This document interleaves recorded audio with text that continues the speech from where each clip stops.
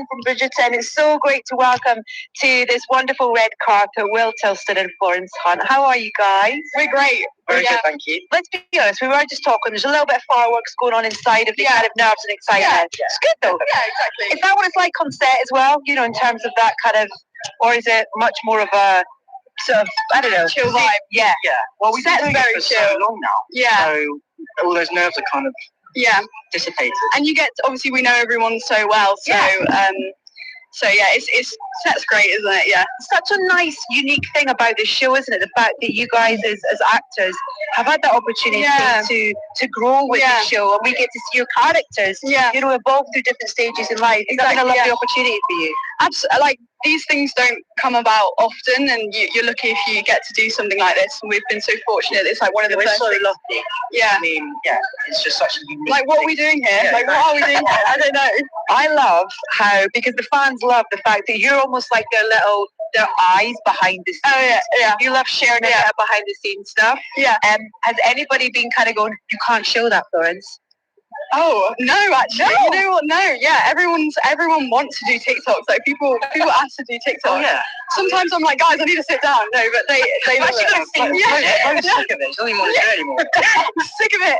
No, they love doing it, and thankfully I do too. So I just, they direct it, and I just provide the camera. To be honest, so right. Yeah. Because I guess that's the thing that people don't realise is that we see this beautiful kind of polished thing, but the reality of making the show, there's a lot of downtime. There's a lot of time where you guys have to keep each other company and occupied and entertained. Exactly. Yeah, we have a lot of random chats and the clappy game that we do. The clappy game. The clappy game. Can we play that now, or is it maybe a little I can't. No? I can't remember. It was like no chats. No chats. I mean, the camera's got Talk to me a little bit about these last 4 episodes then of the season, in terms of, because another thing about your character is how she's kind of almost able to, she clocks stuff that's going on before people. How has she got this ability? I don't know. Ask the writers, honestly. I think she just. I don't even know. Yeah, but then ask the writers. I don't know. Right. I just wait. Yeah, but she does though. She always pops on. There's like this post of every season. Every time someone finds their love match, I'm the first person to call it out. Yeah. Which I take no credit for, but Well, in terms of being the youngest kind of male in the Bridgerton clan kind of thing, it's kind of, you can almost see him kind of watching those older siblings and taking something from each of them. Talk to me about working with those actors and having that kind of on-screen family. Yeah, it's so great. I mean, it's started to feel like an actual family in real life because we're seeing them so often, and we've got the same dynamic as a family would, And Gregory loves being in the limelight. Like, let's be honest. But you first thought that this season, didn't you? Yeah, I did. I can't tell them. Yeah, it's coming. Oh, no, trust me, it's like the biggest thing of the season. Like, Gregory's wearing a top hat. Did you not know this was? I've seen this one. Yeah, and there's the brain comment. Oh, breaking news! He's not in a sling anymore as well.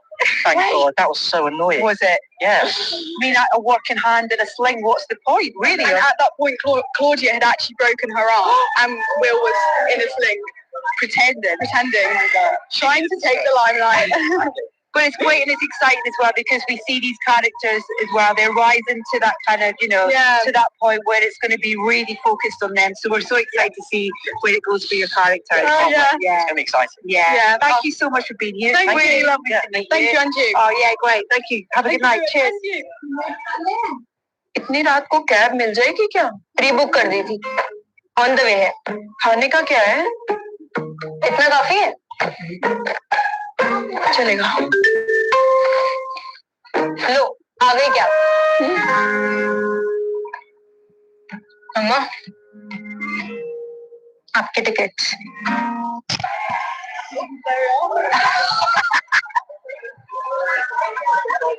I've been joined by royalty. We have Queen Charlotte, aka Golda Rochabella here. How are you? Look, take a moment. Look at you. I mean, you are royalty embodied. So it's a big day for Bridgerton fans around the world. How rewarding is it to work on a show loved by so many people?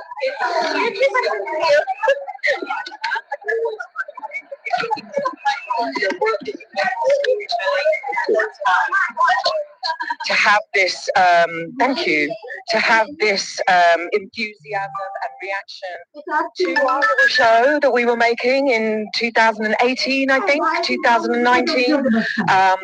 Yeah, loved so much and so adored is amazing. It's amazing. Yeah, humbling. Queen Charlotte was a character created especially for Bridgerton. Who did you seek inspiration from when shaping her? That inspiration came from my mother, my amazing, glorious mother, God rest her soul. Yeah, she taught me everything about afternoon teas.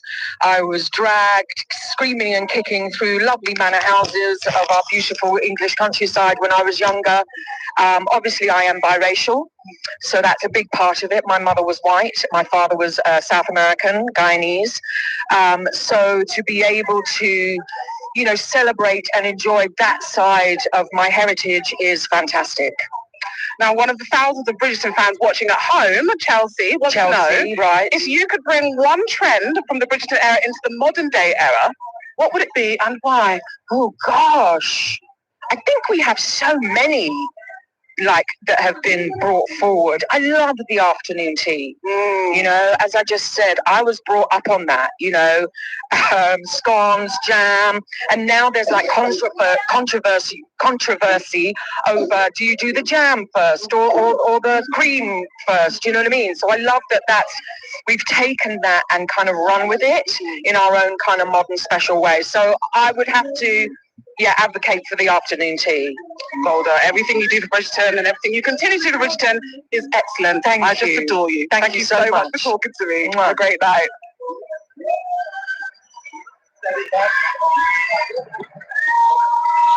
Then look who I'm joined by, the wonderful Jessica Madsen. What a joy to chat to you tonight about your glorious character. I've got a microphone right there for you as well. There you go. There you go. Yeah, you can have a sing song if you want, Prof. Congratulations. Talk to me a little bit about what you love about playing this character, because what a great arc. Such a great arc. I adore her. I mean, she's... Oh, we can share one. Yeah. Oh, should I hold on you? Yeah, we see such a different side to her this season, and we also see her changing quite a bit in the season. But it's written so wonderfully, and it's so delicious to get your mouth around all of these beautiful words that she says and how she uses language. And yeah, I'm a huge fan. She's unpredictable. You know, there's still that sort of unpredictability to her that I think keeps people on their toes. Me, especially. I think there's almost, people will make assumptions about her as a character and kind of go, she's stuck and that's where she'll stay. But she's listening. She's observing.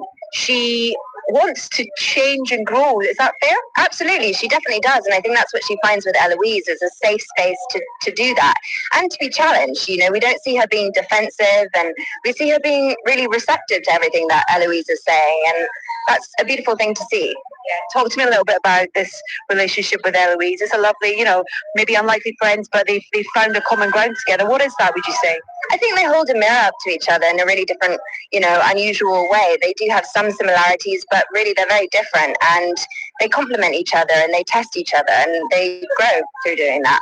We're halfway through season 3, and we've seen that friendship grow. What can you tell us about the last 4 episodes and what we might expect from Cressida, but also from that friendship? Yeah, the friendship has a rocky road. Ooh. Yeah. Sorry, really sorry.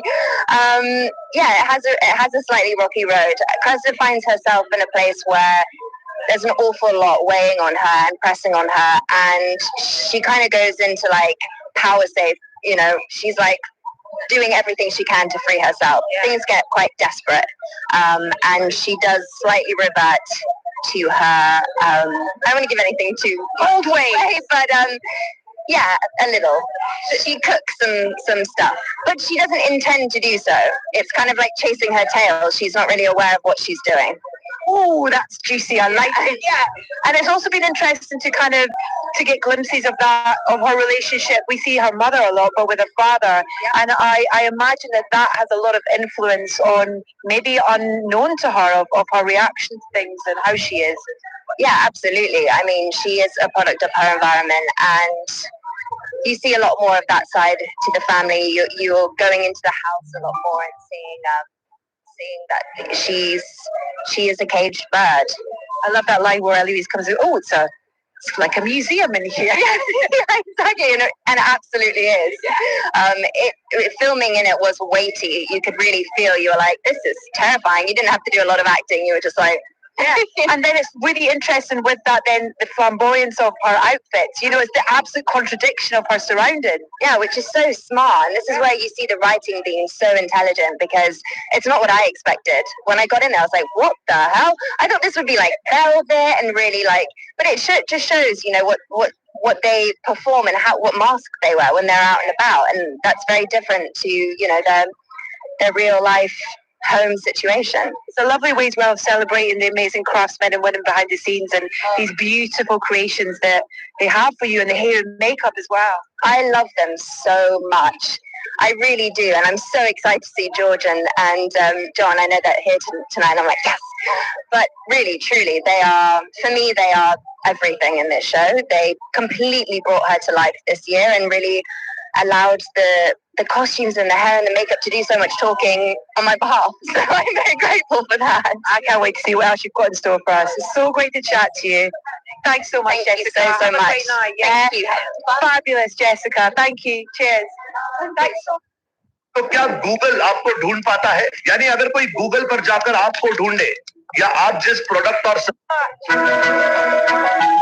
Return to Bridgerton season 3 has been amazing. Action! It's a bit terrifying going back to season 3 knowing that the story is your love story. I'm excited for everybody to see Nicola Coughlan lead season 3. Penelope, I've been eagerly waiting your visit. Some of the characters this season have evolved into new looks, one being Penelope. The transformation in Penelope has been amazing for me. It really does make you feel so completely different. For me, it reminds me of a young Agatha Danbury grasping the metal of her own destiny. Let's look fabulous and not be constantly in eye-burning yellow. I do not wish to see a citrus colour ever again. She starts out in her clothes from season 1 and season 2. Doing the makeup like how we did in season 2, very strong colours. It doesn't necessarily work with her skin tone, but definitely works with the character. I was like, this is great. Like, it needs to go from this to the big change, because that's what's going to be really fun for the audience, for it to look like a different person. I should like to try something a little different tonight. It felt right for there to be a makeover, but we also wanted to approach it in a fresh way. We could have done it slowly, but we quickly changed her silhouette, changed her color palette. Instead of doing the makeup like how we did in season 2, we used all the lines to lift the cheekbones up to God. Pardon me, miss. You failed to collect your cloak. She is a butterfly emerging from a chrysalis this season. It was so different to how she was before, because it was all very rosy cheeks and fresh. She needed her glow up for showing to the world that she's this kind of really cool, independent woman. It really helped the character, and she has to grow in confidence. It helped me grow in confidence, you know, to feel good in the costumes is great. I can't wait for people to see it. It's really beautiful. I feel like I should curtsy in your presence, because, you know, you're such a beautiful, wonderful part of the show. How are you feeling about you being here tonight? It's really exciting. This is absolutely mad. We've got a whole street here. A whole street. It's amazing. Really. Balloons down the end there waiting for you. Congratulations. She's a beautiful character to play. Talk to me a little bit about, for you, what she means to you as a part to get to play. It's really lovely to play. I always used to be murderers or really shit mothers. So now it's quite nice to be this really lovely mum who kind of understands her children before they do. Absolutely. Yeah. It's lovely that even kind of, there's a beautiful scene with I never know whether she used the real names or the character names of Colin and his mum, and she knows kind of what he needs to do almost before he does. It's kind of such an instinctive thing. It's absolutely wonderful. Is that just purely maternal from this character, do you think?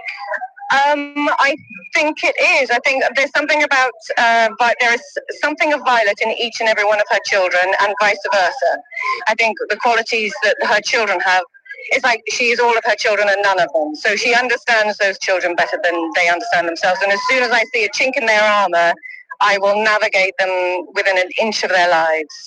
There's a lovely kind of, I guess, with season 2 as well. There was that almost an opportunity for her to deal with kind of past emotions, you know, and it's almost kind of paved the way for a new chapter for her. Yes, it has. Yeah, yes, that's very true. And also at the end of Queen Charlotte, she'd just seen 2 of her children married for love, and I think it was a bit like having a mirror held up where she sees exactly what the void that Edmund had left what it still is in reality, and I think she's very much ready to dip a toe in that water and kind of embrace life again. And we definitely see a little bit of that in the first few episodes. Is that been a lovely thing to allow the character to explore? Yeah, I do think she'll be tentative. She will never let anything come between her and her children or her and her friendship, certainly with Lady Danbury, but I think she is ready to feel alive again. Do you think that's something that her children will encourage? Maybe. Oh! I might have hit on something for these next 4 episodes then, possibly. Yeah. But it's lovely to think about her having her own love story, because love is just at the core of so much of the show. True, and we don't die, we do go on living. So it's just nice as an older woman to get that chance, really. Absolutely, and second love. Exactly, yeah. Talk to me though a little bit about the writing on this show, because particularly with this season, something I've really noticed is the real kind of female-driven storylines, and there's a real contemporary nature to some of the themes that are brought up. Is that been a lovely thing for you as being part of the show? Yeah, it has. There are some scenes that I have with Adjua, who plays Lady Danbury, and I've always cherished those scenes because every time they write them, it seems to unpick a little bit more of that friendship, and that's really, really lovely to see, and it's fantastic to play with her. And then also, if you think about Penelope, she's the wallflower, and it's nice to finally step out into the light, and we've all been a wallflower at some stage. I certainly have, and Violet certainly has in the books, so you know, it's kind of nice to see that. Have you read all the books? I have. There are 9 of them. Wow. Yeah, I know. Oh, is that a good thing, you know, in terms of... it certainly was to begin with, and then we have deviated a little bit, but it's always good to dip in and out because you get an idea of what people think of Violet or how they talk of her, how her children talk about her, and how I view them. I think in terms of other things, I have to kind of respectfully kind of allow it to change. Yeah. Listen, the fans are here in their droves tonight. So many lovely people watching at home as well. It's amazing. Yeah. As do you. It's lovely to chat to you. Thank you so much for your time. Have a great night. Thank you. Cheers. Bye. Please, apple cider vinegar. Bye. We'll put the kids the other side.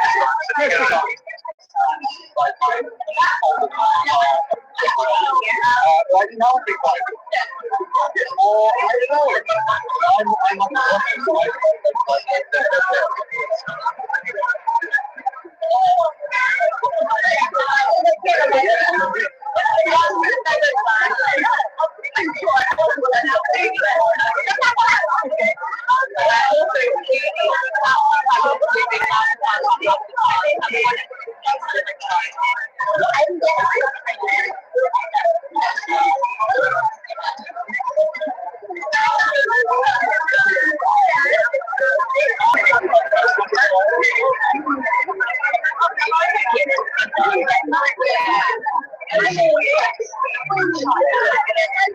Oh, I'm very excited because I'm now joined on the red carpet by Hannah Dodd and Victor Ali, who played Francesca Bridgerton, and John Sterling. Welcome. This is bonkers. This is mental. It's mental. It's crazy. It's just a normal thing to do, isn't it? Was there any anticipation of stepping in to this show and what the reaction would be both to your characters but to the show like this as well with the season? Yeah, it's a pretty intimidating show to step into, isn't it? Yeah, it is. I mean, I'm a new character, I'm a new face. We're quite new actually, so it was nice to sort of like have a newbie as well, and have that support because Hannah was great. An ally, new kids on the block. So to each other it was every just day. nice. It was nice, and she was incredible. I mean, she was amazing. Awesome. It's you are you very much make an impression, both of you, you know, in the first 4 episodes that we've seen.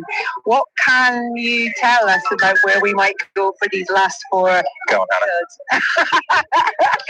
He just said it. He was going to do that. She's so good. I thought I was going to do it anyway. I thought I was going to push all the questions to her. Oh my God. It's copping out. Thank you so much for that. You're welcome. So sweet. You're welcome. So we're some characters who are, I'm going to say the word journey again, on a journey to their confidence. And I think they've met each other and that's a new experience for both of them. So we get to see that develop and see if they are going to go after what it is that they want. Yeah. Well, it's been really nice because it's kind of almost like that unexpected thing of finding someone who can almost see the things you see or see the things you don't see. Yeah. And without warmth.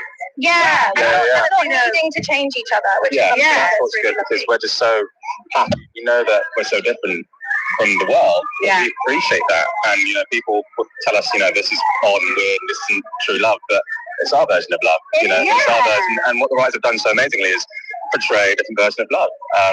And whether it be singing in silence, that's a version, and we love it. Yeah, all running off and having music written for her. Yeah. The bar has now been set pretty high. That's the thing now. Men around the world are like, I think it's a thing. It should start a trend. It should be for sure. And what about fans' reaction? Have you had a moment to kind of embrace the fans' reaction to your characters, or do you kind of just kind of keep that to the side in a way? It's been really lovely. Yeah. At like the first weekend, did we? And we're like, Victor, I think we did good. It's intense, but it's nice.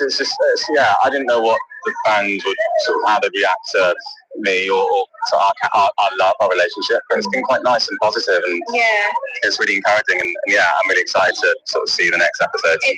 It's so nice when you hear people say that they feel represented on screen and that it's just like part of their story, or now they actually like feel like their relationships are represented. So What's it like on set? The funnest It's set so good. ever. It's like the best time. Like playing games, chatting, and especially the ball scenes as well. Like it's just when everyone's there, it's like a family reunion. It really, really is. Yeah, everyone's just really nice. Yeah. Like genuinely nice. Yeah. And so stepping into that was just like, oh my gosh, like this is work. Like, I mean, I'm the luckiest boy ever. Like, you know what I mean? Like, but no, it was just amazing, and everyone was so welcoming. And I'm sure with you as well, like everyone just welcomed you with open arms, especially with family as well. Like, it must have been so intense, like just overwhelmed with love. Like, they really do function as a family as well. So I cannot imagine not knowing any of them now. I just love them all so much. We all feel like we know them as well, even though we're just watching on a screen. Do you know what I mean? And that's out of your great performances as well. So thank you so much for being here. Excited for these next 4 episodes as well, and enjoy tonight. Thank you so much. Cheers. Thank you. Thank you. Thank you. Thank you.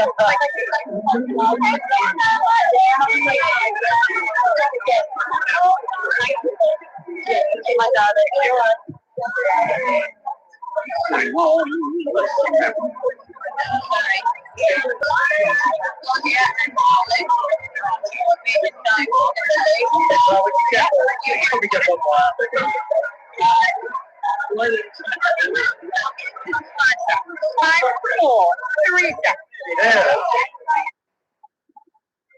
पहले मैं बहुत परेशान था। Airport जाने से पहले एक डर सा लगता था, डर कि कितने कैब वाले भैया कैंसिल करेंगे, डर कि इन सब के चक्कर में मेरी फ्लाइट ना मिस हो जाए। फिर मेरी लाइफ में आया blue smart. With Blue Smart, I can book my airport rides up to 30 days in advance. They are always on time and they never cancel. I've been joined on the red carpet by 2 brilliant actors, Adoranda, otherwise known as Lady Danbury, and her on-screen brother, Lord Marcus Anderson, played by Daniel Francis. Hello. Hello. You both, what a pair. You are looking refreshing in lemon. Thank you so much. Thank you so much. You're Just so for you welcome, two. Just for you two. So what does it mean to see so many Bridgerton fans turn up in force for today's event and to really push the boat out in terms of their costumes? They all look fantastic. Everybody looks amazing. Everywhere we've been launching the season around the world, the Bridgerton family is enormous and it is fabulous, and everybody turns up when they turn up. Yeah. Absolutely. Now, in part one of season 3, we're introduced to Lord Anderson, Lady Danbury's brother. Yes. Who she doesn't seem overly keen on, does she? Well, you know, as in many families, life is not smooth. Yeah. And have you ever heard about her brother before? In the whole everything so far in the show? No. And there's a reason for that. Right. She has reinvented herself, and she does not have a brother for a reason. So speaking of the fact we haven't heard of him yet, how much of a part will their relationship play in these next 4 episodes? Well, it's important. I mean, it's fairly significant. Yes. yeah, If I say more, someone has to take me out. exactly. We just come down and swoop up and take us away. Let's just say they have a long history that needs some sorting through. Right. But we'll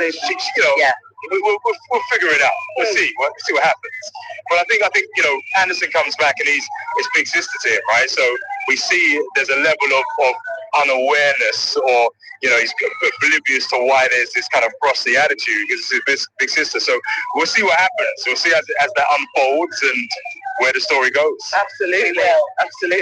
As well, we're so used to seeing Lady Danbury controlling things from afar. Yes. But does Lord Anderson's arrival take some of that control away from her? Listen, when you a structure of who you are, a story of who you are, an expectation of who you are, and then something comes out of left field, it shakes you. And so in the show, so in life.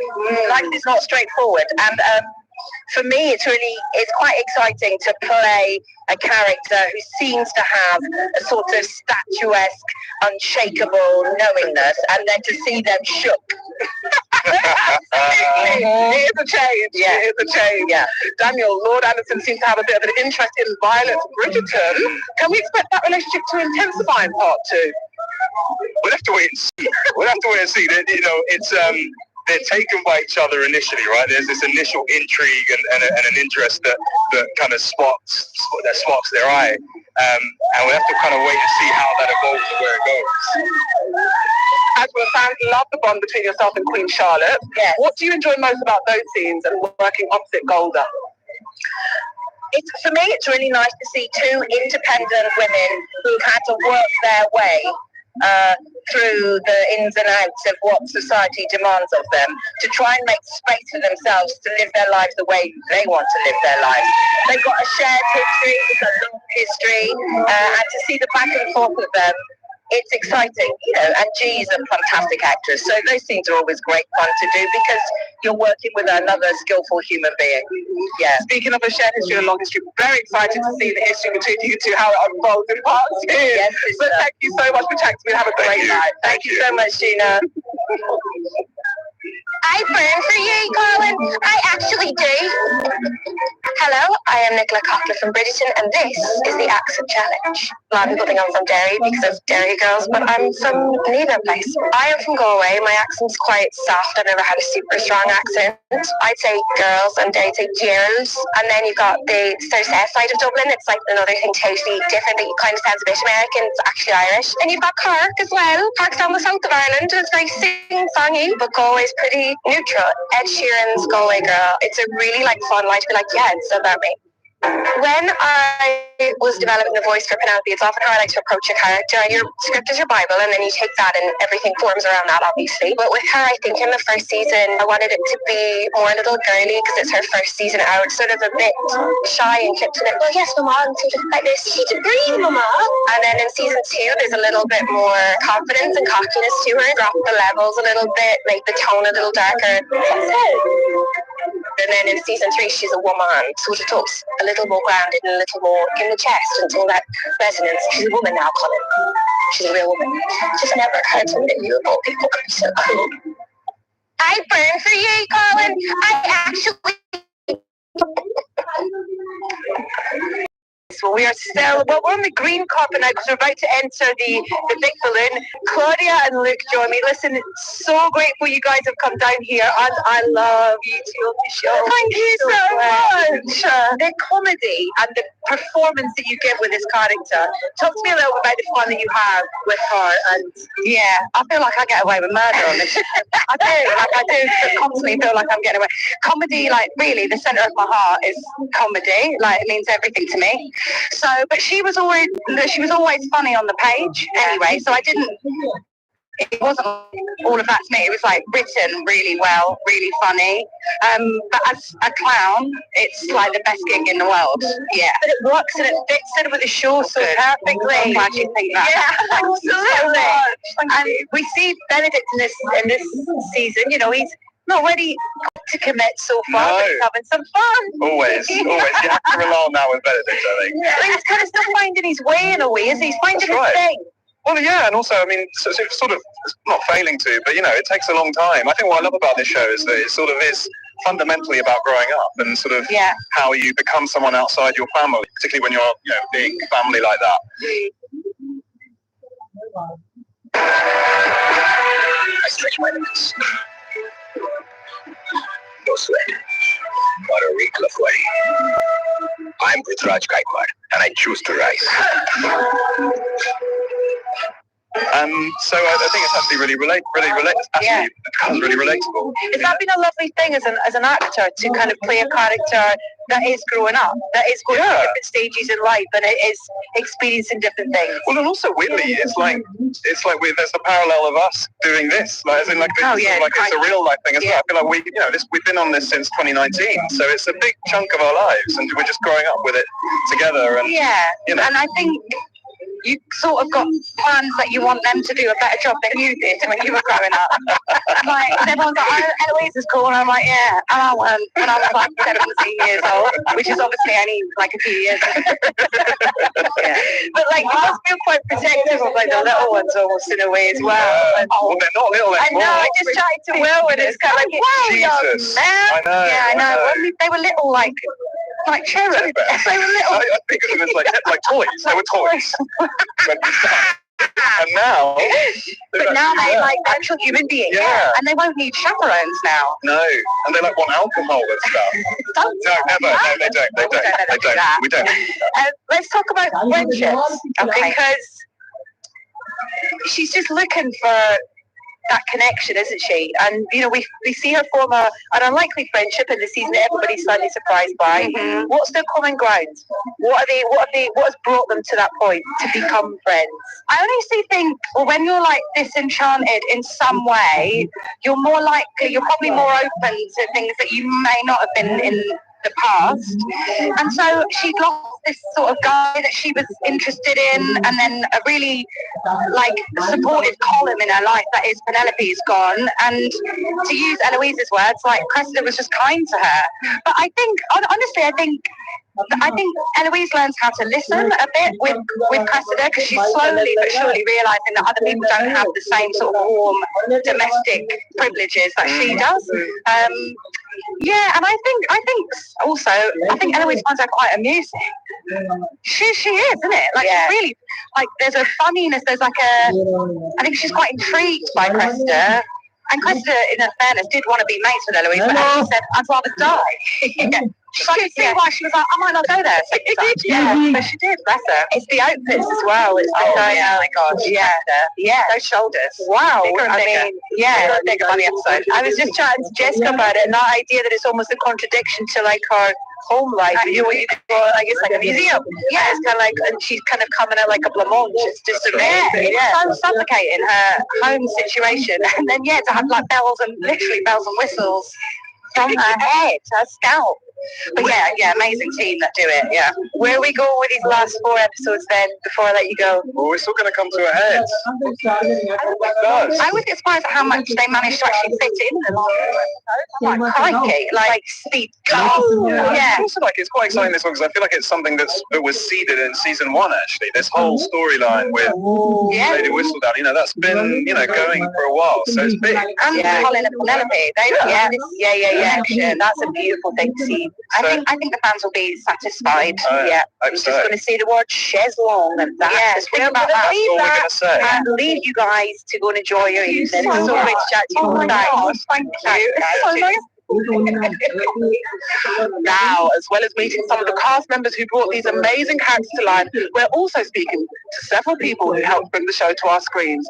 And that includes the woman I am with right now. She is the brains behind incredible hits like Grey's Anatomy, Scandal, How to Get Away with Murder, and Inventing Anna. She's given us so much. It's executive producer of Bridgerton and the founder of Shondaland, Shonda Rhimes. Hello. Oh, you're fantastic. I'm so glad to be here.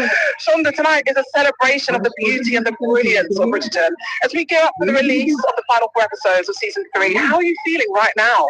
I'm really excited. I can't wait for the fans to get to see the second half. I've heard a lot about how they were waiting, so I'm excited they finally get to see it. But I also just love that we're sharing it with everybody now. Yeah, and it's the season of pollen. So one of our Bridgerton viewers, Alejandra, has gotten in touch and asked, what do you think sets this couple apart from the other couples?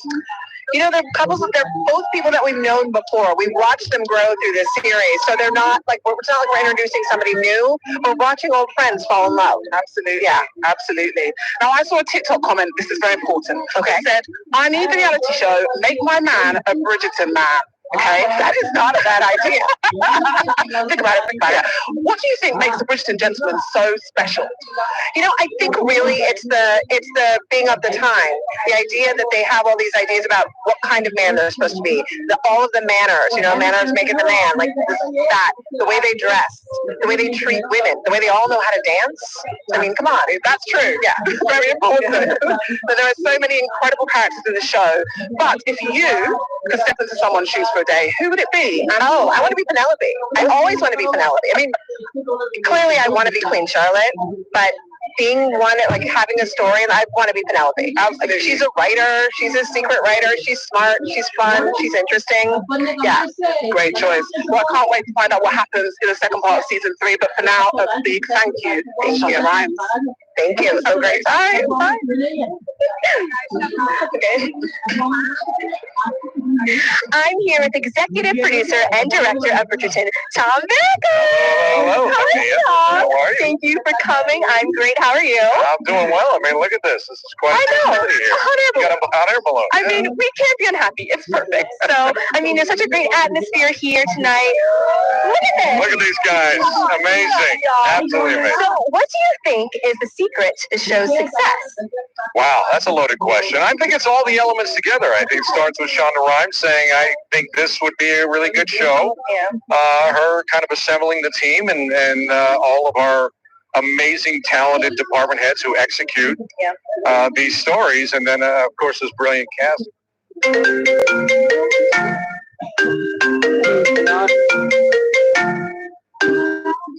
They just bring it all to life. So it's got all the recipe of a very successful soup.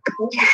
Oh, soup. That sounds delicious right now. All right. So in seasons 1 and 2, what did you, Tom, as the director, add to the show? Like, was there a Tom hallmark that you kind of put on the show in any way that we might not know about? Well, I think there's probably a particular style that I do. I always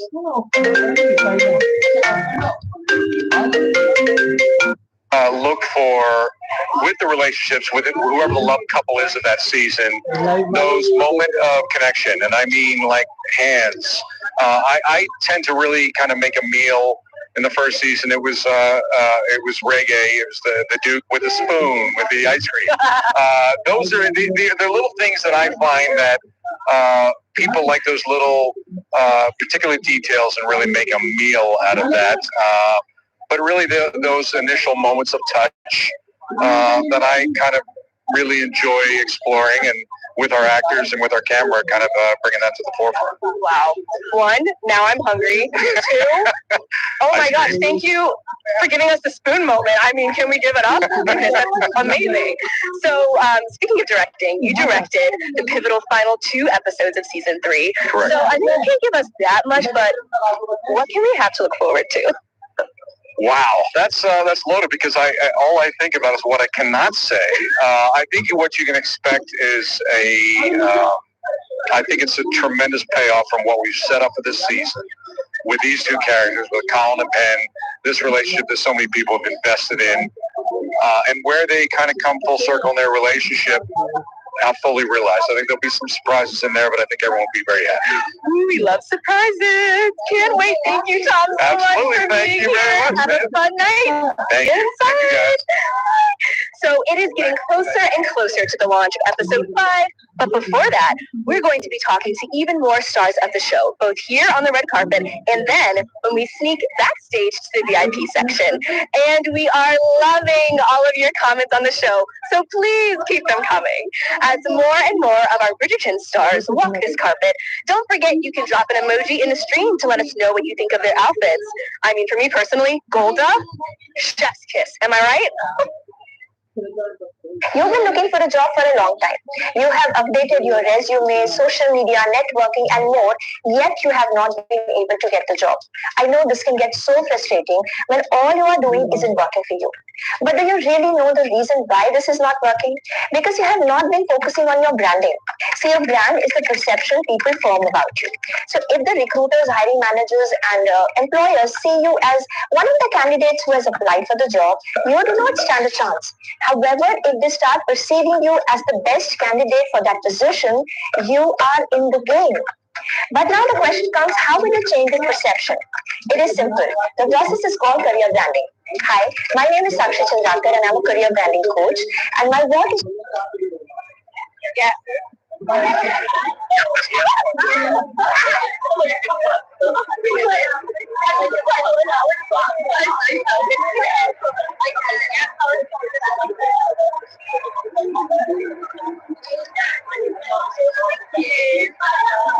Hey folks, I've been joined by Shonda Lott, executive producer Betsy Beers. Betsy, congratulations on this show so far. Thank you so much. It's so exciting to be here. Yeah, oh how's my it feel? gosh. I'm in Bridgerton World, right in the middle of London, and it's current day.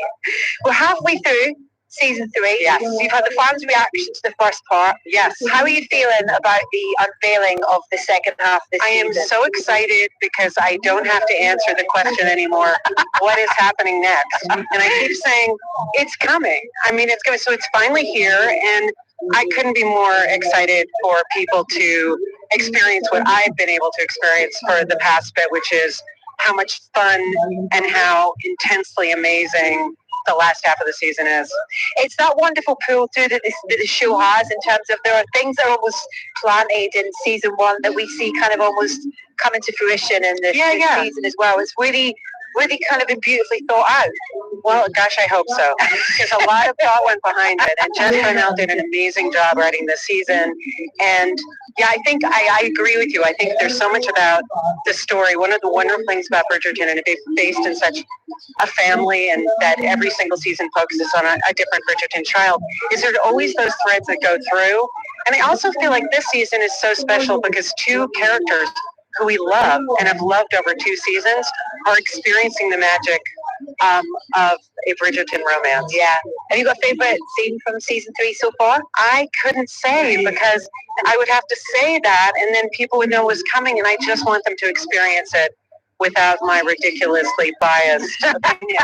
But also I would be here for 3 hours because I'd be saying every single scene that I loved. So I've also heard that you are a bit of a master with the table reads when it comes to do the table reads. And I want to know, which character do you enjoy reading the most? Well, I don't read the character. I actually read the stage directions. Oh! But yes, which is what I do. But that is a whole skill set in itself, because what you have to do, especially when there's stage directions of love scenes, I was about to say, and I'm going to say, I've read a few of those in my time. You may not be surprised.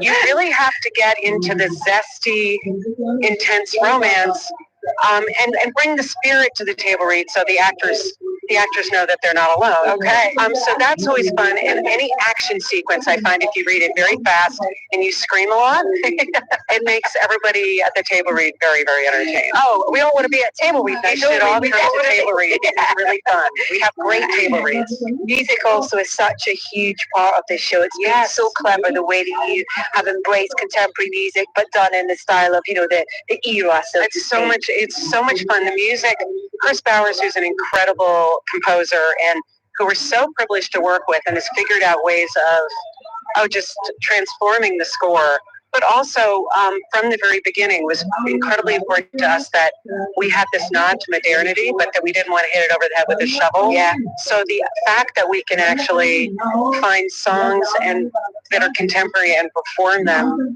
so that they fit in perfectly to the Bridgerton world has been one of the joys, certainly, of my job. So it's really fun, and I think there are a few that are coming up this season that fans will love. I love the moment where, you know, you talk to somebody who's watched the show and they say, it sort of sounded familiar, but then all of a sudden it hit me. And they were totally in the moment, and it didn't take away from the interest of watching it. You must as well have, you know, with the fans and how dedicated they are to this show and the characters and the storyline, constantly suggesting songs that they want to have interpreted within the show. It does happen. Yeah, it does happen. And some are very appropriate, some aren't. So we try to avoid those.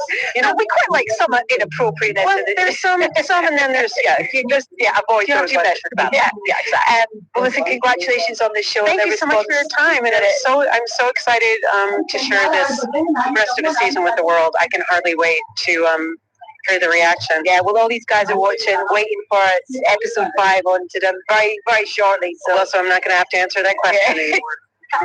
So great to chat to you. It's Thank really you so much. Have a great evening. Thank you so much. Take care. Thank you very much.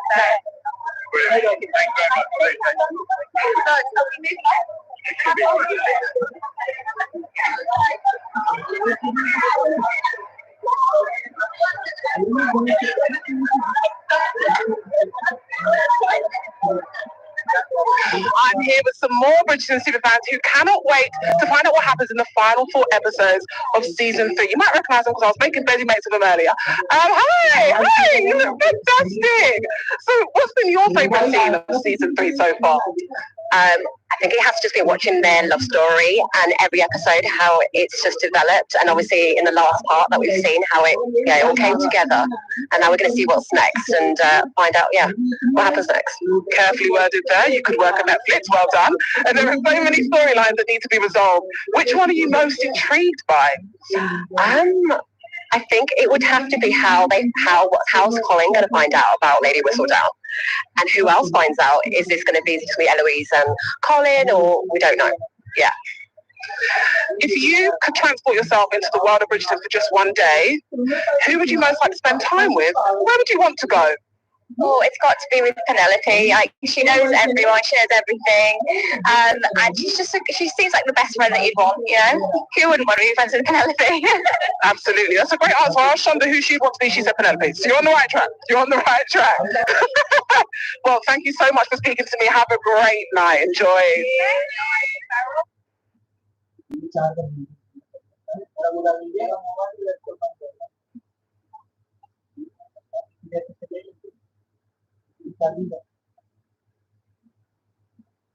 Want to trade like a pro? Do it on Grow. Check out Grow Terminal, where you can do everything on one screen. Trade seamlessly using advanced charts and auction chain. Trace and spot trends with Trendline too. Find potential entry and exit signals with indicators like MACD, RSI, volume, and more. Buy, sell, monitor your positions and orders on the same screen. Create multiple contracts by turning on Quick Basket. And all of this at one place. And we have a mobile version for it too. Check out Grow Terminal now. Investment in securities market are subject to market risks. Read all the related documents carefully before investing. You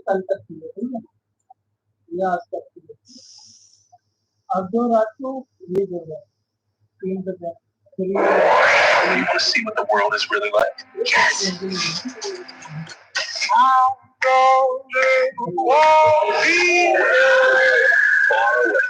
As north as we could go, once stood an enchanted forest. This is corny. We need like a reset. Do you want to see what the world is really like? Yes. Ready for adventure?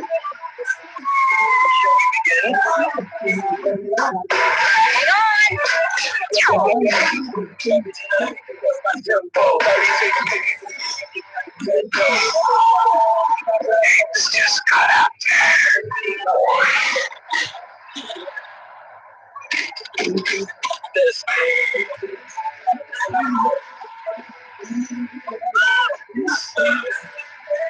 Like this season. This oh boy.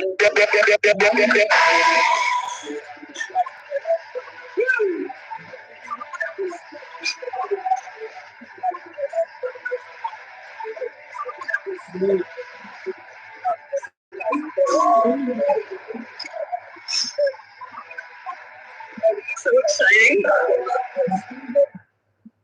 Bye, Zayan. Bye, Zayan.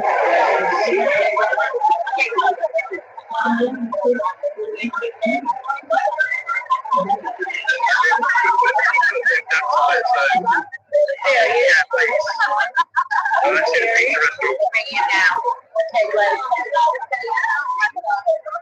we put him that side? Yeah.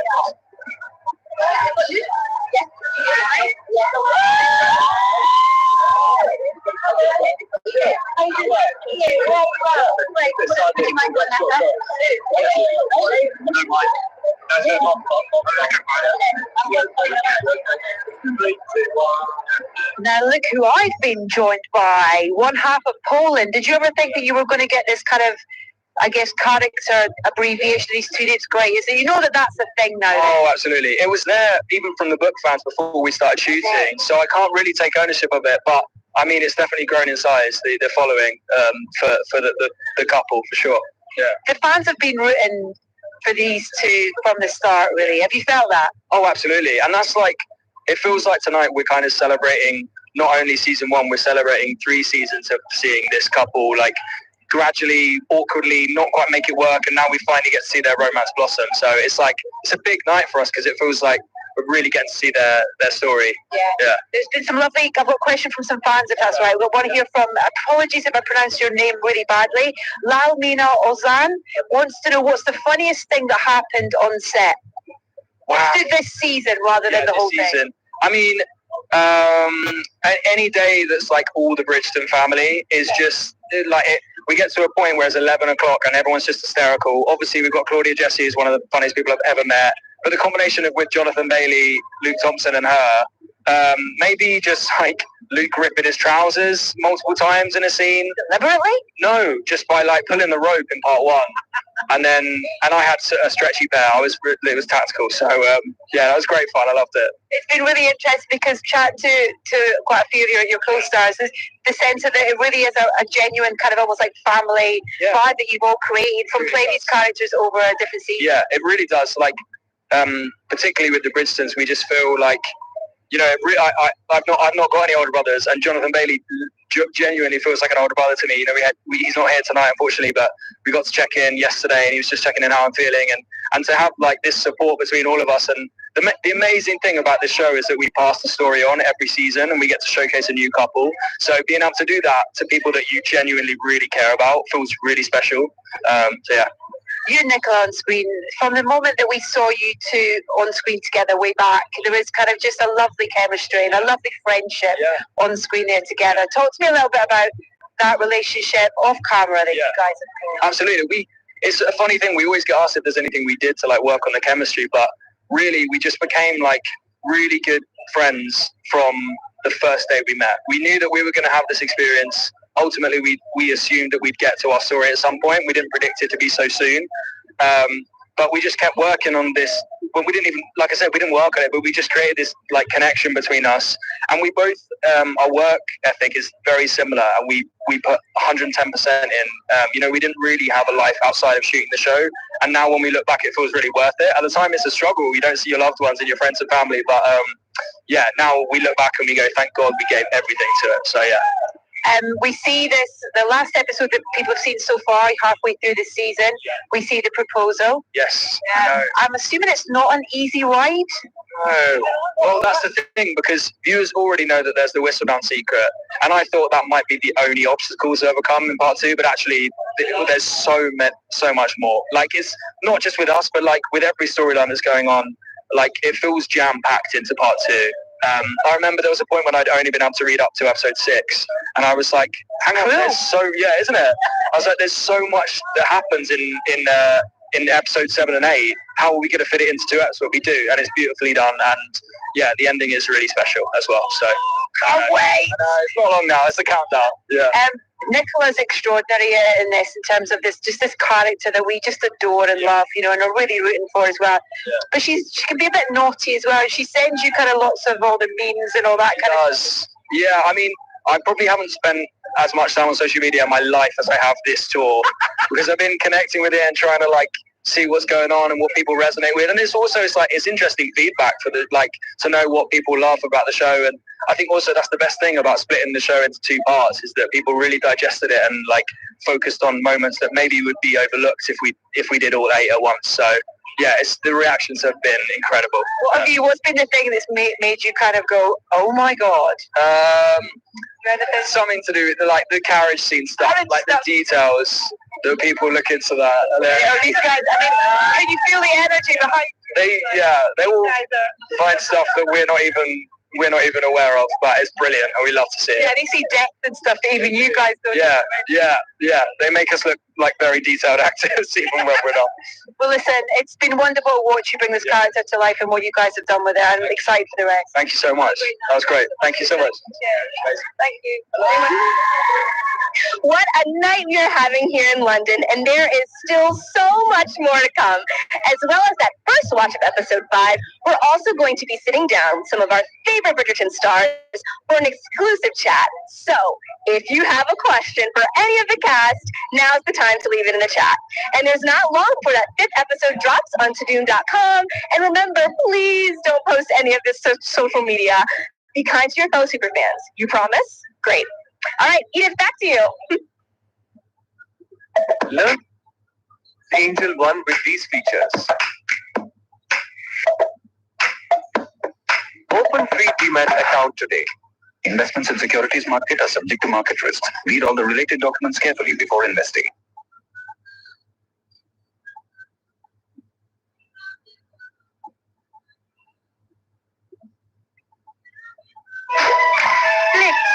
आपको साइडों में देगा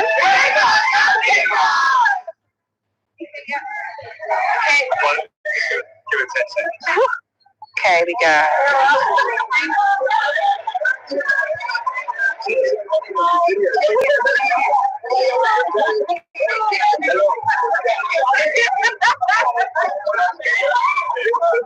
This is great, and I'm so excited because I'm joined on the carpet with one of the most incredible creative voices behind this show. You all love her. She helped create 2 other Shondaland success stories, Scandal and Inventing Anna. Serves the writer, I'm just going to talk about you whilst you're here for a second.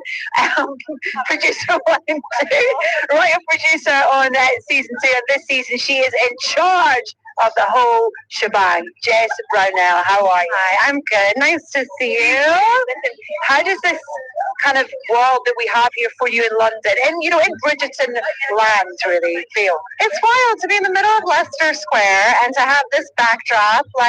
This is a fantasy. It's so cool to see all the fans here showing up. I'm thrilled.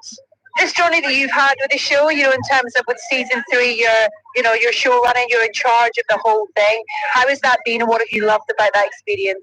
Journey is a really good word. It feels like I've kind of grown up with the show in certain ways, and certainly this last season I was learning on the job and trying to figure out how to show run, but I was surrounded by an incredible team and I'm so proud of what we've put together. And that team involves quite a lot of people who've been on that journey as well, in terms of, does that help? Is that a lovely thing in terms of, there's a lot of collaboration, there's a lot of teamwork? Yeah, a few of the writers in the room for season 3 are people I've worked with for 15 years. When I was an assistant, we came up as assistants together. And then there's some new voices in there who are absolutely so talented. So, the collaboration is the best part of this job. We've got some fan questions, if that's okay. I've got Mindy D who got in touch. She wants to know which character you think has changed the most since season 1. Well, obviously Eloise this season is very different from seasons 1 and 2. We felt like after everything she went through last season, she might have lost her fight a little bit. And, there's a sense that if you can't beat them, join them. But that's not her final resting place as a character. That's a weird way to say that. She will definitely be returning to the Eloise that people know and love moving into season 4.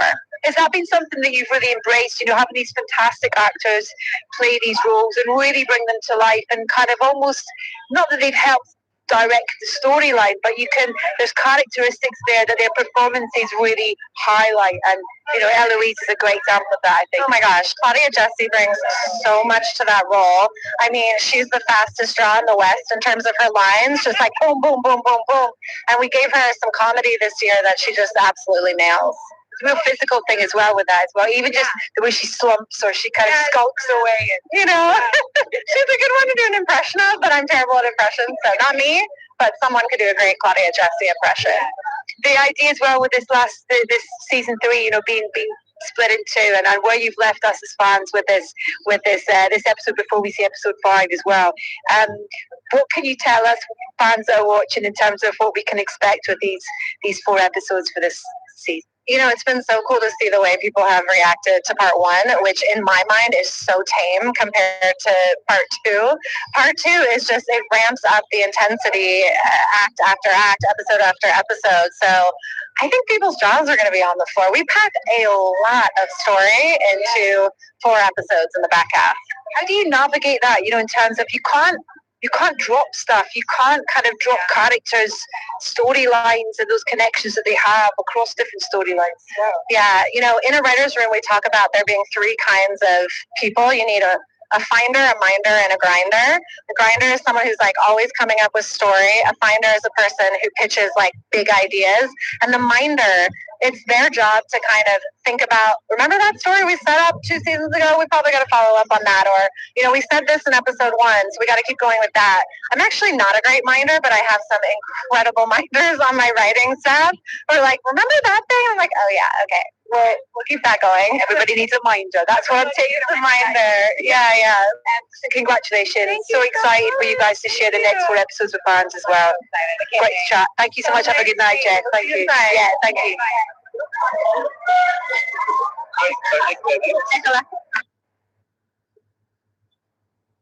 अच्छा तो मैं तुम्हें airport drop कर दूं।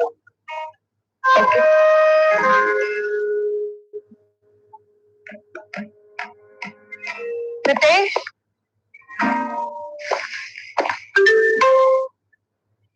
Begin your travel with peace of mind. Book a smart anytime.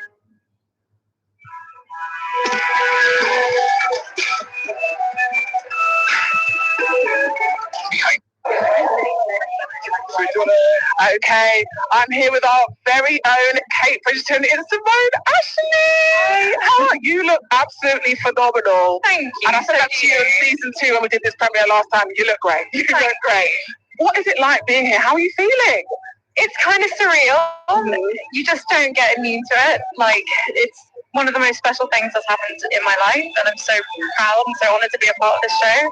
I was saying to Betsy Beers earlier, like, do you guys ever get used to this? Like, how many people just love this show? And she was just like, no. And I think we feel the same way, that we're just so happy that people watch it and they're so touched by it as much as we are when we're filming it. So, yeah, very happy to be here. It must be so rewarding. It's wonderful. It's wonderful. So we've had a question from one of our To-Do viewers, Tanya M, who asked, what's it been like to celebrate Kate and Anthony's love after everything we went through in season 2? It's been a joy. Coming back to set, it truly feels like going back home. Obviously, we are passing it on to Nicola and Luke this season, so that was incredibly exciting. I'm so proud of them, watching them on set and watching them promote this together and travel the world and bring so much joy to people, and exploring Kate and Anthony's love story post-marriage.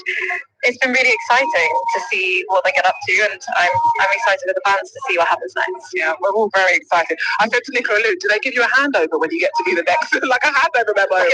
Yeah. No, we should introduce that though. Yeah. Please do. Thank you so much for chatting to me. You look phenomenal again. I have to say it, and have a wonderful night. You too. Thank you so much.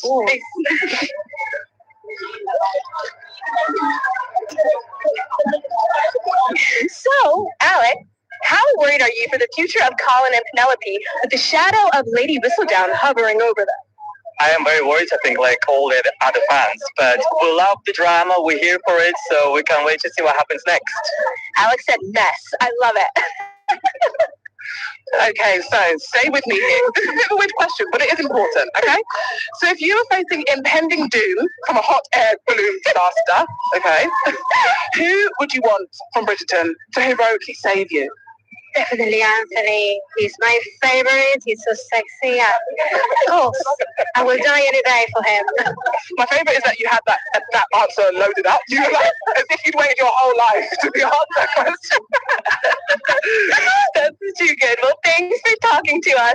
And for those of you watching at home, we want to know, if you were a family on the ton, what would your signature flower be? I'm thinking lilac. I don't know. Let me know. Episode 5 is going to be streamed exclusively onto Doom.com very shortly. So Edith, back to you in the meantime.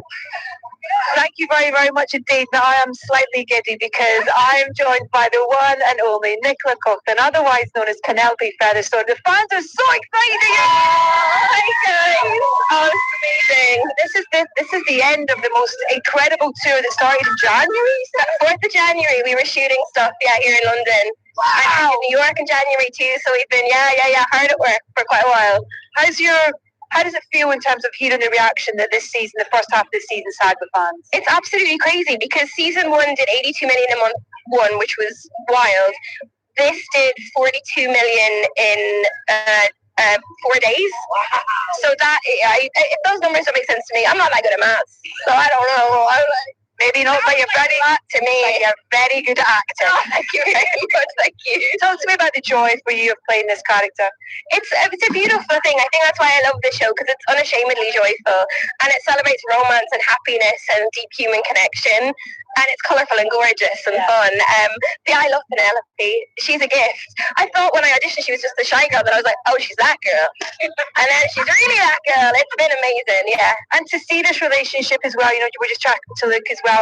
And almost like from that first moment that we saw this friendship on screen, everyone's rooting for them. I know. They're the real underdogs. Yeah. So I think it's beautiful, this show, because every season is a new love story to hold on to and people see themselves reflected. But on this tour, Luke and I have met so many people who are like, oh, that was me and my husband, or my wife or my boyfriend, my girlfriend, and it's like, oh, gorgeous. Everyone's seen in the show? Absolutely. Yeah, it's a beautiful thing. Yeah, absolutely. The great thing as well is Luke was just saying, is that he's never spent as much time on social media as on this tour. And I love the fact that you're constantly showing him stuff as well. Well, the reaction was, yesterday I had like a brief time off and I was like, I'll go on TikTok, it'll switch my brain off. Every video with me, I was like, my God, get rid of it. It looks like everywhere. Yeah. I just wanted to see some stupid videos. Yeah. I mean, the cottage scene has gone off on one. That's kind of crazy. It made me laugh. There was one video of someone being like, I can hear pit bulls through my wall. And if people are just so funny. I love it so much. What can you tell us then about these next 4 episodes? We ended this first half with the proposal, but it's not going to be kind of plain sailing, is it? No, not at all. So yeah, we find them in a very loved up place, and it's beautiful on this show. It's lots of different types of love, but there's a real intimacy to this season because they've known each other for so long. But then you have the awful, terrible secret of Whistledown hanging over everything, and it's that it can't sort of go that way forever. It's nerve-wracking, yeah. And there's in episode 5 as well. There's a trying to pick the word to describe it. Intimate. The most intimate of intimates. Yeah, absolutely. Yeah.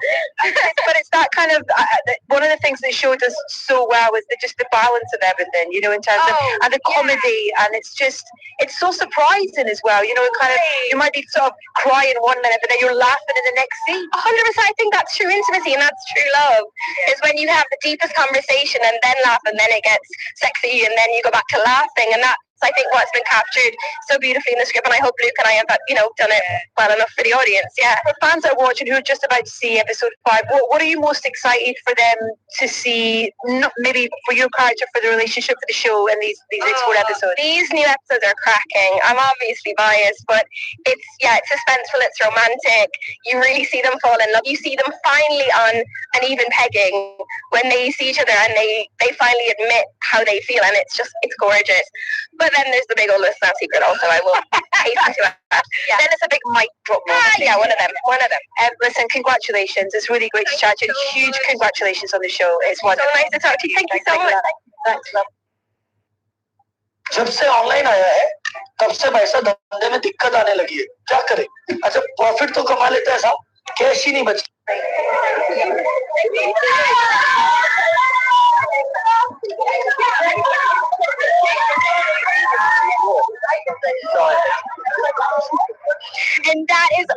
it from our red carpet coverage here at Leicester Square. But don't worry, the night is still young and there's still so much more to come. Edith and Gino will be moving inside to their very own Bridgerton interview space, where they're going to be having an even in-depth conversation and exclusive conversations with the cast and producers about the season so far and what we can expect in part 2. So keep sending in those questions and comments because we want to hear from you.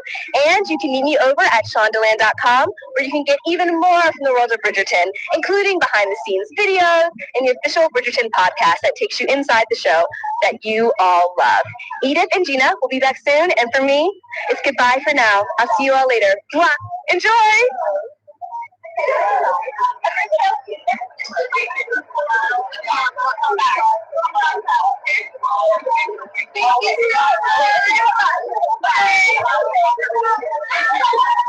Hello and welcome to our brand new interview space right here in Leicester Square. And I'm joined again by executive producer of Bridgerton and the founder of Shondaland, Shonda Rhimes. Hello. Hello, welcome back. Oh, it's great. It's been great being here. It's incredible, isn't it? So many great costumes. Everyone looks fantastic. Great energy. Fans have been amazing out there. It's just wonderful. Beautiful. So in just a few hours, the waiting will be over. Yes.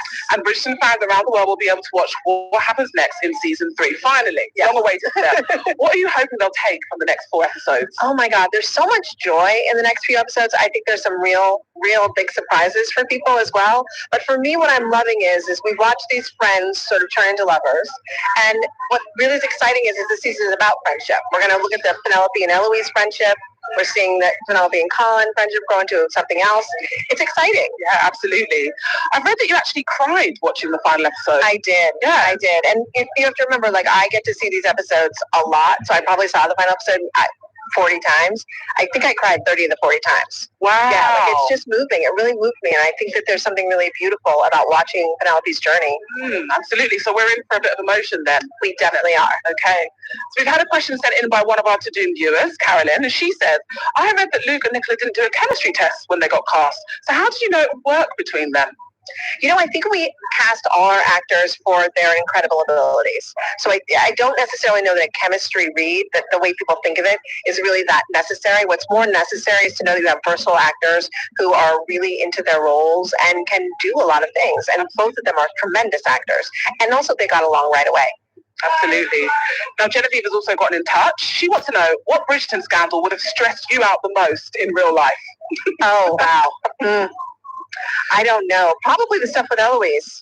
She sort of got herself into a lot of trouble last season, so that might have been that. But also, you know, as a writer, the Lady Whistledown issues are big, very big. I'm not sure I'd be brave enough to write those things. Oh, absolutely not. Absolutely not. Season 4 has already been confirmed. Yes. So can you give us any hints as to what we have to look forward to?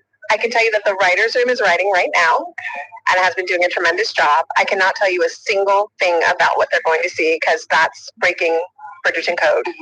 It's also breaking Netflix code, so I totally get it. Yeah. I'm Shondaland. We're breaking all the rules. We're breaking all the rules. Well, thank you so much for joining us, Shonda, and have an incredible night. Thank you. Oh, thank you for being here. This is wonderful.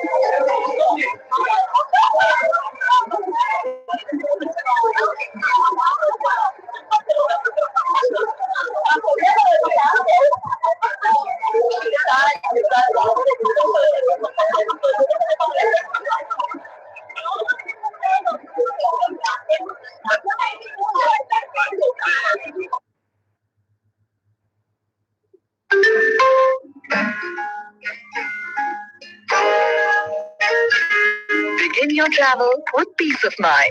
Book a Blue Smart anytime.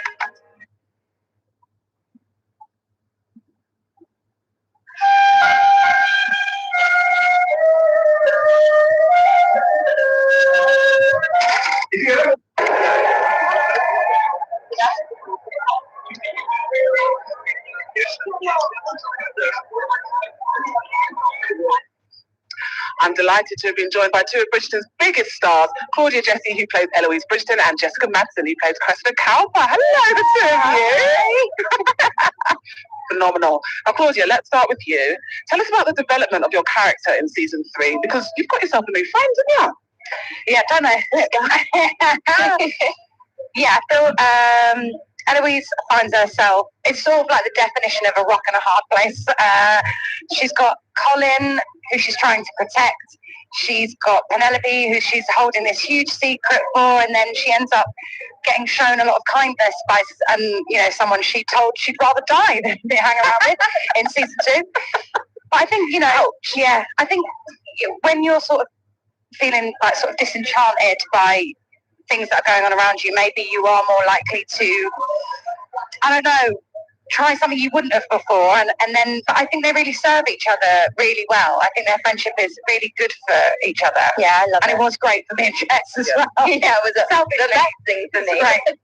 For us. Jessica, could Cressida's friendship with Eloise be transformative for her? Oh, hugely. It's the first person who's shown her kindness and a safe place. I think she feels that her time with Eloise is super safe, and she can say whatever she wants and not be judged or criticised, but be challenged. And I think she's hungry for the challenge. She does want to change, and she does want to learn, and she sees that so much. And I was going to say in Claudia. She sees that so much in Claudia. Jessica, we'll stay with you. How much have you enjoyed the motivations of Cressida's character coming to light this season? That she wasn't born a mean girl, she became one through circumstance. Absolutely. I love Jess, our showrunner, for giving this opportunity for me as an actor, and also to see a character in a really different light. I think you see so many, quote unquote villains and mean girls, and it's really changed that and given it a different essence to why. We're looking at why this person is the way that she is and how she's become that. And that there's a chance for change and growth. Absolutely. Claudia, something tells me Eloise is going to have a big part to play in whether Penelope and Colin's love story ends well. Is it fair to say that your character's relationship with Penelope is almost the second love story of the season? Yeah, I'd say that's very fair to say. With so many of the romantic stories in the show, many shows, it's all because it's they're not telling each other how they feel. There's this push and pull and will they, won't they sort of thing. But when you first met Penelope and Eloise, they just waved to each other across the square, and it was instantly this really pure, cute, beautiful thing. And I do feel like in this series, Peneloise, if you will, it's a real big column in this show, I think. And, but, they're in a tricky situation. I don't want anyone to lose hope, but it might take a little bit of work. Yeah. Which is real. Yeah, exactly. Sometimes you do have to pull apart a bit. Indeed, you've got to break them down, bring them back up, bring them back together. Yeah. Jessica, Cressida was rejected by Prince Frederick in season 1, missed out on a potential marriage to Jake Featherington in season 2, and is now seemingly not Lord Eppic's #1 choice in season 3. Oh, brother, it is. Imagine being all your dating failures. I'm so sorry. Is her luck going to turn anytime soon, please? Oh, it's a very good question. We don't see her luck turn this season round.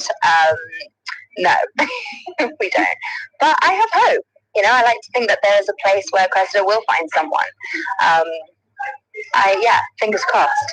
Fingers crossed. I'm keeping my fingers crossed for all situations. Love, relationship with Penelope. We'll see. Well, thank you so much. We really look forward to discovering what's going to happen next in the second part of season 3. Thank you.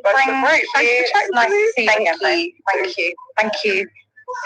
We're here with 2 more of Bridgerton's biggest stars, Ruth Gemmell and Luke Thompson, who play Violet and Benedict Bridgerton, respectively. How are you both? Really good. Wonderful to see you. Ruth, Violet has shown very little interest in finding love since the death of her husband, but season 3 introduces a new character, Lord Marcus Anderson. What's so special about him? I think they have a little bit of a meeting of minds. I think she flirts a little bit. I think she enjoys a bit of that. But then they have a conversation about family, about children, about loss. He's lost his wife, I've lost my husband, and I think she is interested in somebody who's been through a similar journey. Yeah, absolutely. There's definitely some chemistry there. Yeah. Can we expect things to get a little steamy between the two of you? Well, I think we'll have to wait and see. She'll be quite tentative, I think, really. She's got her children to consider. Very true. Very true, very true. Luke, as well as the love arc between Colin, your character has met a potential partner as well. Mm-hmm. Does Lady Tilly Arnold have some character traits that Benedict can learn from? Angel One app is built for traders. Open free Demat account today. Investments in securities market are subject to market risks. Read all the related documents carefully before.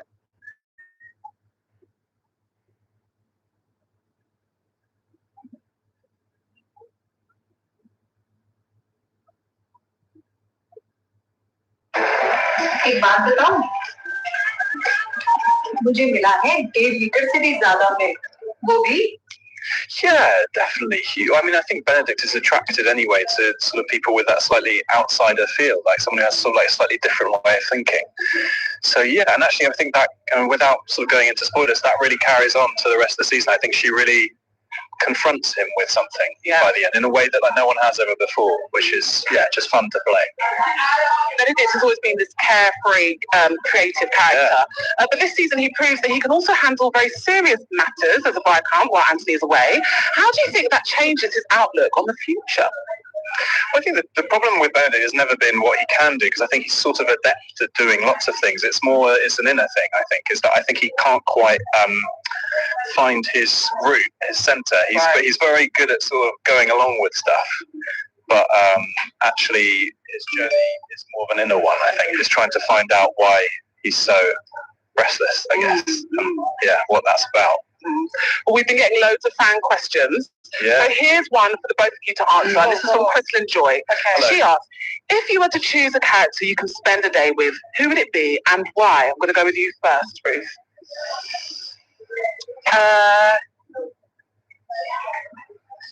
Eloise, I think. Yeah, Eloise. And I think because sometimes Eloise is a mystery to Violet, and I think I'd quite like to get in her head. Excellent answer. I don't think I want to spend any more time than I already do. So I'm going to say Lady Featherington. Oh yeah. Because we don't interact at all with the show. No. Benedict and so I sort of think like he'd be quite curious about her, I think. And he's I don't know. She'll eat him for breakfast. But good TV. KTF wants to know which cast member is most like their character. What do you reckon? Yeah. I don't know if any of us are like our characters. I can't think of anyone. No, I can't. No, that's really rubbish. That's a rubbish answer. No, it's not at all. Right. I'll tell you that you're all just as gorgeous. Thanks very much. Real life.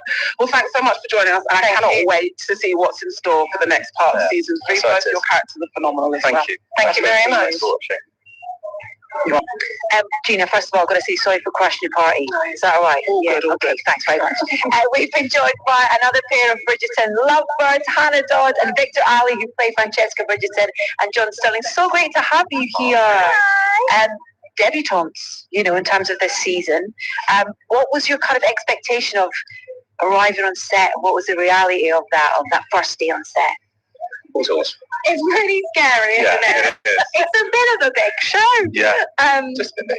But it's really weirdly normal on set. Like everybody is very, very lovely. I was kind of expecting, these are some big actors. Yeah. But very chill, so lovely. It's just the best place to get away, isn't it? Yeah. And everyone's so welcoming as well. Like, I mean, I didn't have expectations, but I just hoped that they were just as nice as TV. And they really were. So they really did sort of like, they came through it, and I was looked after. And what was the first day of you guys meeting? Was that in an audition, or was that on set, or what was that? We had a chemistry test together, didn't we? Yeah. It went horribly wrong. They looked just, Could you imagine? And it went really well, and somehow I got to do it. But she was like 2 episodes deep filming. You were like filming already, so she came off set and Oh wow! It was quite scary though, because I hadn't been in the room for my audition, so then that was the first time I was in front of all these people, and I felt like I was auditioning again. Yeah. So I was like trying to be nice, but at the same time, like, oh my god, I'm gonna get fired. Have I got the role? I'm just like pretending that they're going to cast me again. Yeah. The chemistry's definitely there. Yeah. And how does Francesca and Victor's relationship differ from the other couples? I just think it's a completely different love to what we've seen so far, which is so lovely, and it's been really, really lovely speaking to people, especially today, saying that they feel represented by that kind of love. It's like a deep companionship. Like, yes, we need to celebrate butterflies and everything like that, but it's really, really nice when you can just meet somebody where they're at, not need to change them. Yeah. And that's also really important and really special and deserves to be celebrated as well. So Thank you. John, do you think that Victor, sorry, I keep doing that all night. Have you been doing that?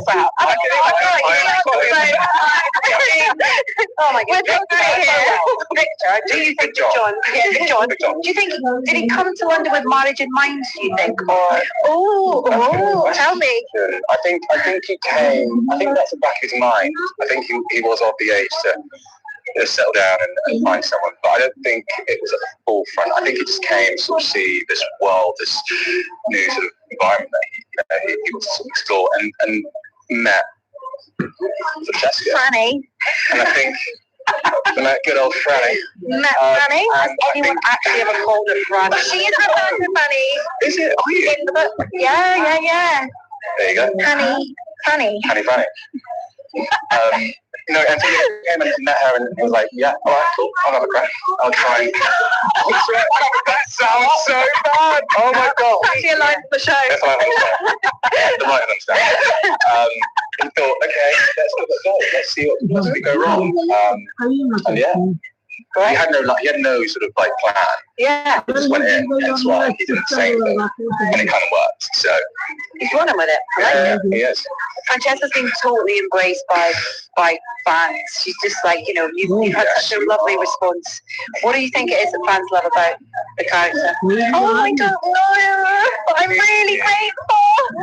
I just think, the Bridgertons are all fabulous and wonderful, and they're really good at holding space and having the confidence in a room, but a lot of us aren't like that. So I think it's really nice that when you can see yourself on screen, and she's just as deserving of love. And yeah, it's a scary world, and some of us are a bit intimidated by it, but it's okay. Well, I think the fact that fans love you so much is testament to how great you've been doing. So thank you so much for talking to us, and enjoy the rest of your night. Can't wait to see what happens next. Thank you.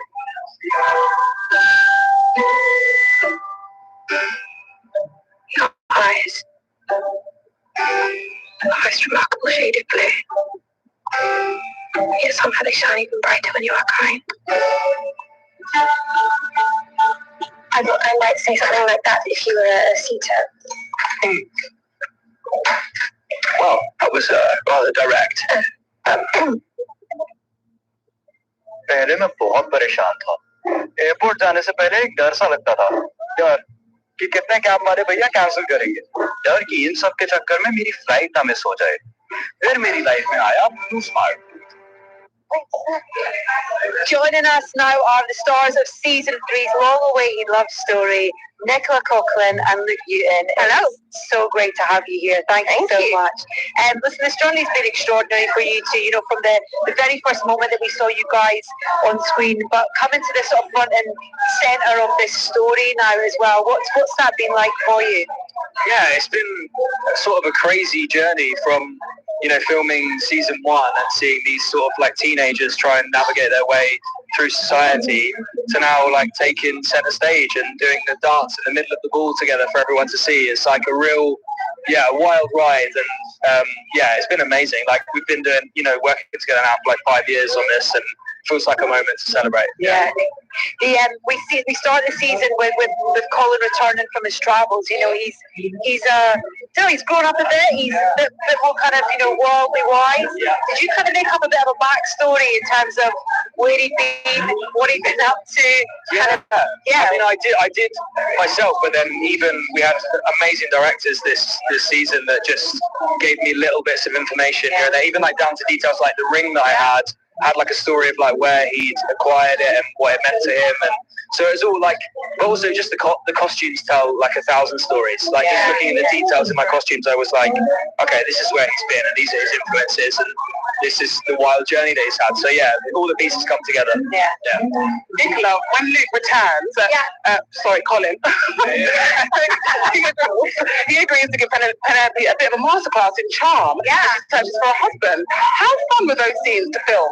Oh, we loved it. We loved any of the rom-com funny stuff where we just got to be idiots together, and Pen being terrible and Colin actually not being much better, to be fair. Not great, to be honest. No, but it works for him, but for like trying to pass down some wisdom is not working. No.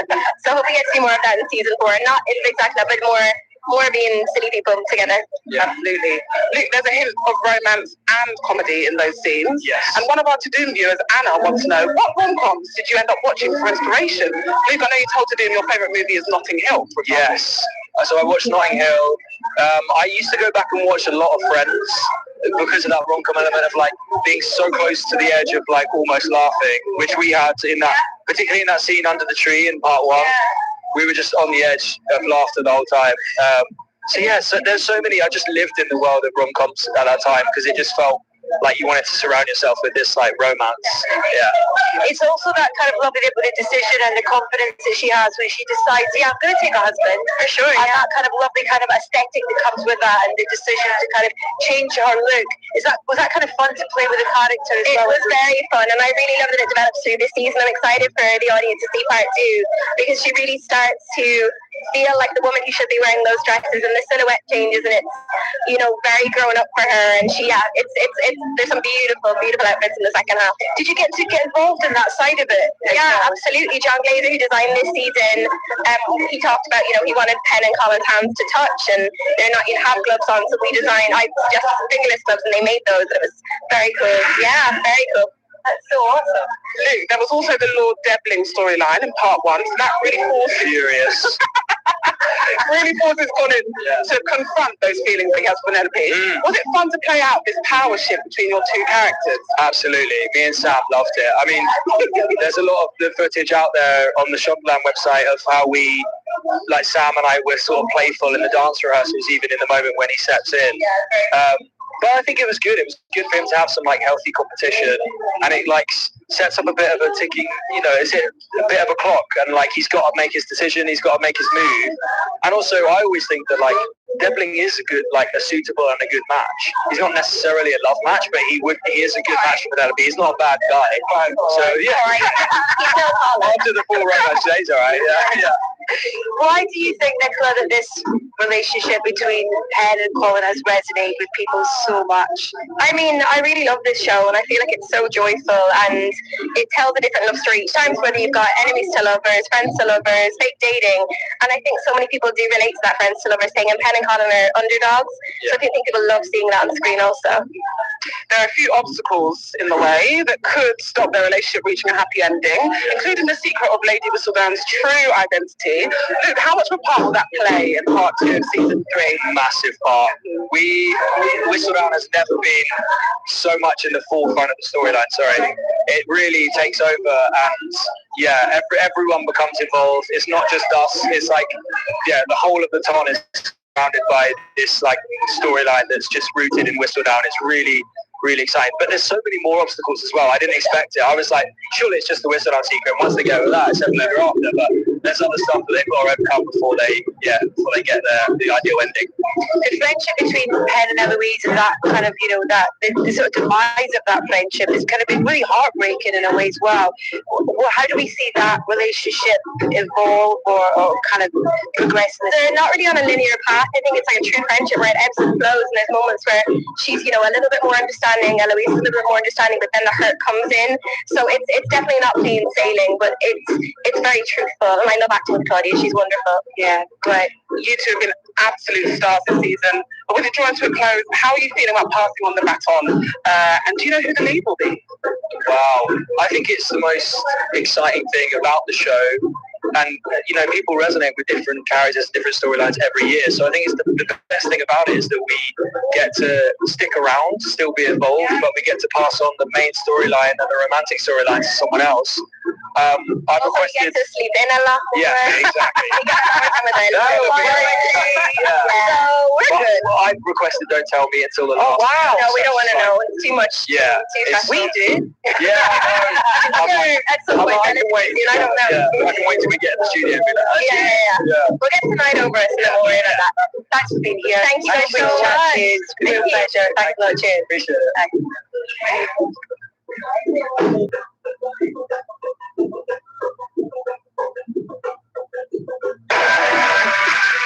I stretch my legs. No sweat. Not a wrinkle of worry. I'm Raj Gaikwad, and I choose to rise.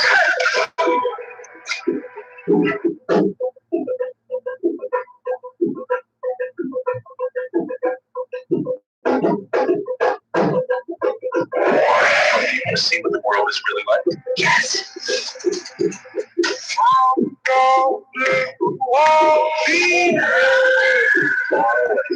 As north as we can go, once stood an enchanted forest. This is corny. I need like to reset. Do you want to see what the world is really like? Yes.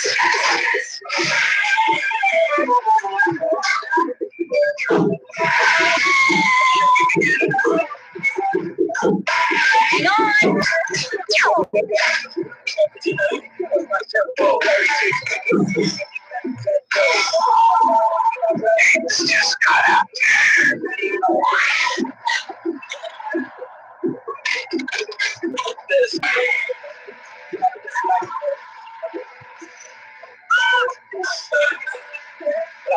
like season.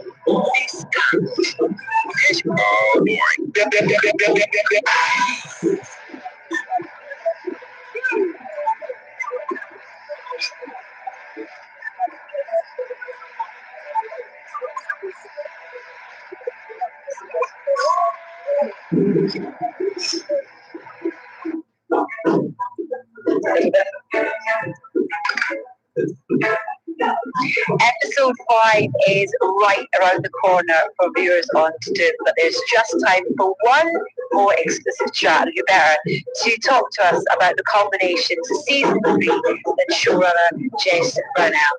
Jess, great to have you here. Hi, thanks for having me. I mean, it's minutes away. Did you get nervous? I'm just excited. I mean, I've been nervous at various parts of the process, but it's nothing I can do now. Done my best. My writers have done their best. And, I'm excited. There are so many storylines up in the air this season. Which one have you enjoyed writing the most? All of them, truly. I think the Francesca storyline with John this season, because there was room for a lot of invention with those characters. That was a really fun one, and I was proud to display a different kind of love on Bridgerton. It's not, the windswept, big, crazy emotions that we so often see. It's quieter love, and I'm proud to represent that. This has been the season of Pollen, and Nicola and Luke have done such a fantastic job of telling that story. How do you think they've handled the pressure of being the season's leads? Oh my goodness. They've been everywhere. They've blossomed like, neither of them are wallflowers. They've blossomed like some other kind of flower. The two of them I know have been all over the world. I think they're exhausted, but they seem like kind of high on the adrenaline of it, and we're just so lucky to have them, promoting the show and leading us this season. It's lovely because they're almost as excited as the fans are. I love it. And speaking of fans, Leah C has got in touch. Leah, thank you very much for prayer. She's a huge fan of Eloise, and she said, please let Eloise play a vital part in all seasons from now on, even after her season is done. What is it about Eloise that makes her such a popular character, do you think? I think she absolutely will play a vital part always, because she is the modern viewer in many ways. She represents a modern audience going, what? Like, this is all so weird. Are we sure about this? And I think a lot of us feel that way, but only Eloise, has the vision of being a slight outsider to be ahead of her time enough to realize that. And so that's a nice antidote to everyone else who just kind of buys in for the most part. Now, we know that Bridgerton will be returning for a 4th season, but we don't know who it will be focusing on yet. So can you give us any spoilers in that regard? My gosh, the number of times I've almost slipped up. Like every time I have to say in my head, don't say it, don't say it. I want to. I'm so excited to share it with the fans. But, it's really out of